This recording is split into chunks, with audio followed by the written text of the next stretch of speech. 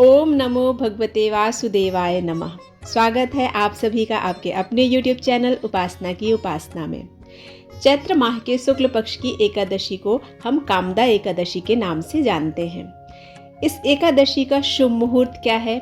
यह एकादशी 1 अप्रैल या 2 अप्रैल किस दिन मनाई जाएगी?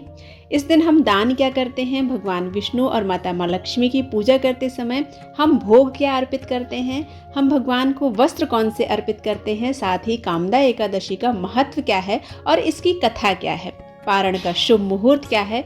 पूजन की विधि क्या है? यह सभी जानकारी आपके साथ आगे शेयर करती हूँ। तो कामदा एकादशी हमारे हिंदू नववर्ष की पहली एकादशी है। कामदा एकादशी का व्रत बहुत ही खास माना जाता है क्योंकि यह सभी सांसारिक इच्छाओं को पूरा करने के लिए किया जाता है। श्री हरि विष्णु भगवान और माता महालक्ष्मी की कृपा प्राप्त करने के लिए कामदा एकादशी का व्रत अत्यंत शुभ माना जाता है। कामदा एकादशी जिसका उल्लेख विष्णु पुराण में भी मिलता है। रामनवमी के बाद जो पहली एकादशी होती है उसका नाम कामदा एकादशी है। कामदा एकादशी बहुत ही खास मानी जाती है। कामदा एकादशी को फलदा एकादशी के नाम से भी जानते हैं। इस साल यह एकादशी का व्रत 1 अप्रैल को पड़ रहा है। कामदा एकादशी का व्रत मनोकामना पूर्ति के लिए किया जाता है। कहा जाता है कि यह व्रत सभी पारिवारिक समस्याओं को दूर करने में मदद करता है। हिंदू पंचांग के अनुसार कामदा एकादशी का व्रत 1 और 2 अप्रैल दोनों तारीखों पर किया जाएगा। पहले दिन परिवारजनों यानी कि जो गृहस्थ लोग हैं उनके लिए यह व्रत करना अत्यंत शुभ रहेगा और 2 अप्रैल 2023 को जो व्रत रखा जाएगा वह साधु सन्यासियों के लिए श्रेष्ठ रहता है। चैत्र शुक्ल एकादशी तिथि शुरू हो रही है 1 अप्रैल 2023 को प्रातः 1:58 पर।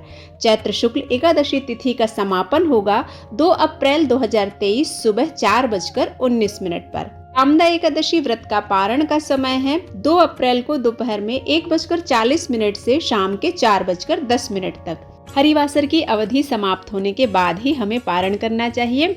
इसके साथ ही पारण करने के पहले हमें कुछ न कुछ दान अवश्य करना चाहिए। इससे हमें पूजा का और व्रत का पूर्ण फल प्राप्त होता है। तो आज के दिन शनिवार वाले दिन एकादशी पड़ रही है। ऐसे में आपको काले तिल, उड़द की दाल, सरसों का तेल जरूर दान करना चाहिए। ऐसा करने से शनि भी प्रबल होता है और साथ ही भगवान विष्णु की कृपा भी हमें प्राप्त होती है। क्योंकि एकादशी शनिवार के दिन है इसलिए पीपल वृक्ष की पूजा भी अनिवार्य रूप से करना चाहिए क्योंकि पीपल वृक्ष में साक्षात भगवान विष्णु का निवास होता है। ऐसे में पीपल वृक्ष की पूजा करने से भगवान विष्णु के साथ माता महालक्ष्मी भी हमारे घर में स्थायी रूप से निवास करती हैं। एकादशी के व्रत के एक दिन पहले दिन का एकमात्र भोजन करने के बाद भक्त देवताओं की पूजा शुरू करते हैं।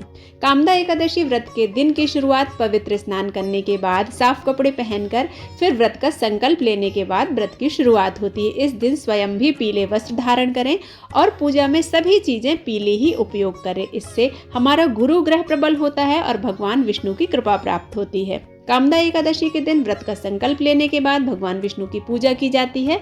इस दिन भगवान विष्णु की पूजा में फल, फूल, दूध, तिल और पंचामृत आदि का प्रयोग किया जाता है। इस दिन भगवान को अक्षत अर्पित नहीं किए जाते हैं तो आप इस दिन सफेद तिल का उपयोग भगवान की पूजन में करें। एकादशी व्रत की कथा सुनने का विशेष महत्व होता है। द्वादशी के दिन ब्राह्मणों को दक्षिणा देकर विदा करना चाहिए और फिर व्रत का पारण करना चाहिए। कामदा एकादशी का महत्व हमारे धर्म ग्रंथों के अनुसार कामदा एकादशी का व्रत करने से व्यक्ति को अपने किए हुए पापों से मुक्ति मिलती है। इस एकादशी को कामदा कहा गया है क्योंकि यह कष्टों को हरने वाली और मनवांछित फल को देने वाली है और लोगों की कामनाओं को भी यह पूर्ण करती है। इस एकादशी की कथा और महत्व भगवान कृष्ण ने पांडु के पुत्र धर्मराज युधिष्ठिर को सुनाई थी। इसके पूर्व वशिष्ठ मुनि ने राजा दिलीप को यह महत्व बताया था। क्योंकि चैत्र माह में भारतीय नववर्ष की शुरुआत होने के कारण इस एकादशी का अन्य महीनों की अपेक्षा कुछ विशेष महत्व होता है। शास्त्रों के अनुसार कामदा एकादशी का व्रत करने वाले व्यक्ति को भूत प्रेतों से मुक्ति मिलती है और आगे होने वाले नुकसान से भी उनकी रक्षा होती है।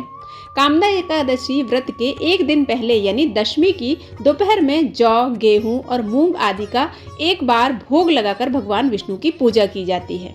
दूसरे दिन यानी एकादशी के दिन सुबह जल्दी उठकर स्नान आदि करने के बाद भक्तों द्वारा व्रत और दान का संकल्प लिया जाता है।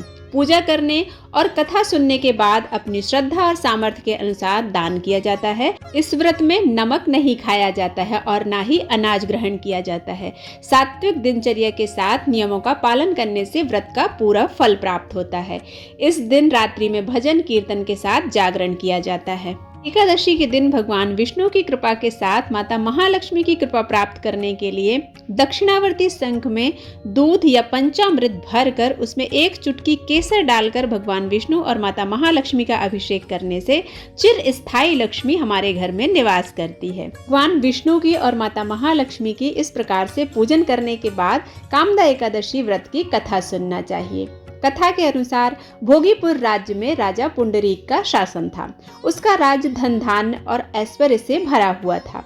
उसके राज्य में एक प्रेमी युगल रहता था जिसका नाम ललित और ललिता था। वे दोनों एक दूसरे से बहुत प्रेम करते थे। एक बार राजमहल में राजा पुंडरीक की सभा लगी थी। उसमें ललित साथी कलाकारों के साथ गीत संगीत का कार्यक्रम प्रस्तुत कर रहा था। उसने उसी समय ललिता को देखा और उसका सुर गड़बड़ हो गया। तब सभा में उपस्थित सेवकों ने राजा पुंडरीक को इस बात की जानकारी दे दी। इस पर क्रोधित राजा पुंडरीक ने ललित को राक्षस होने का श्राप दे दिया। श्राप के कारण ललित राक्षस बन गया और उसका शरीर 8 योजन का हो गया। अब वह जंगल में रहने लगा। पत्नी ललिता जंगल में ललित के पीछे पीछे भागती रहती थी। राक्षस होने के कारण ललित का जीवन बड़ा कष्टमय हो गया था। एक रोज ललिता विंध्याचल पर्वत पर गई। वहां पर श्रृंगी ऋषि का आश्रम था। ललिता ने श्रृंगी ऋषि को प्रणाम किया और अपने आने का कारण बताया। तब श्रृंगी ऋषि ने कहा कि तुम परेशान ना हो, तुम कामदा एकादशी का व्रत रखो और उस व्रत से अर्जित पुण्य फल को अपने पति को समर्पित कर दो। उस व्रत के पुण्य प्रभाव से तुम्हारा पति राक्षस योनि से बाहर निकल आएगा। अगले वर्ष जब चैत्र शुक्ल एकादशी का व्रत आया तो ललिता ने श्रृंगी ऋषि द्वारा बताए गए नियम से कामदा एकादशी का व्रत किया और भगवान विष्णु की आराधना की। पूरे दिन कुछ नहीं खाया, रात्रि के समय में जागरण किया। फिर अगले दिन पारण किया और भगवान विष्णु से इस व्रत के पुण्य को पति ललित को देने की प्रार्थना की। उसने कहा कि वह कामदा एकादशी के पुण्य को अपने पति को देती है ताकि वह राक्षस योनि से मुक्त हो जाए। श्रीहरि की कृपा से ललित राक्षस योनि से मुक्त हो गया। फिर से दोनों साथ में रहने लगे। एक दिन स्वर्ग से विमान आया और वे दोनों उस पर सवार होकर स्वर्ग चले गए। कामदा एकादशी का व्रत करने से वाजपेयी यज्ञ के समान पुण्य प्राप्त होता है।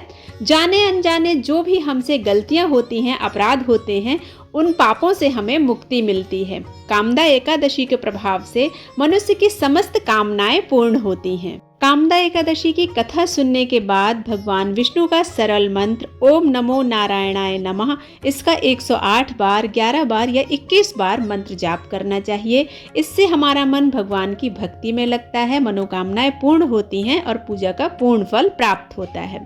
इसके बाद आरती करना चाहिए। आरती के बाद भगवान से पूजा में की हुई गलतियों के लिए क्षमा मांगना चाहिए।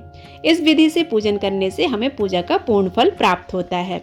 उम्मीद करती हूँ कि वीडियो में दी गई सभी जानकारी आपको पसंद आई होंगी। यदि पसंद आती हैं तो आप इसे लाइक करें, शेयर करें और सब्सक्राइब करना बिल्कुल ना भूलें। मिलते हैं एक नए वीडियो में, तब तक के लिए राधे राधे।